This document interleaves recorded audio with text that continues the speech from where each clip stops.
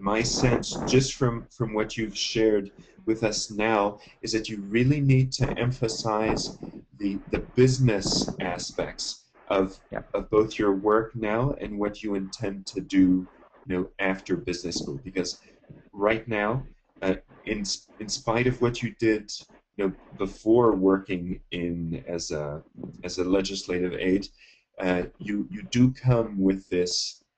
Um, with this policy flavor to your application. So you really need to emphasize the the hard business aspects of what it is you want to do, and the soft skills that you've learned along the way, and hard skills if there are any that are going to help you get there.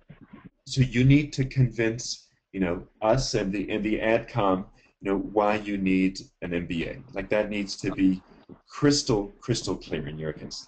Ken or Eric, would you like to add anything? You do stand out. You're different because of your background already. The main thing is, even if you're in the middle of a campaign, but if you have already shown some quantitative impact, something you can really measure, right?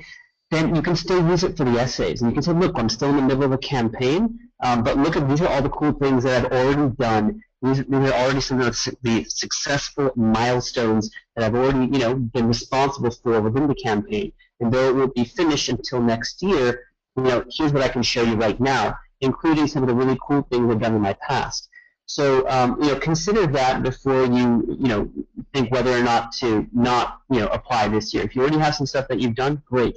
The other thing is, one thing you do have to think about, though, is because it looks like you have a background, you've done a few different things in a few different industries, it seems like, you might have to think a little bit about what the common thread is, what's the common theme, among these few things that you've been involved in, because they seem to be pretty varied.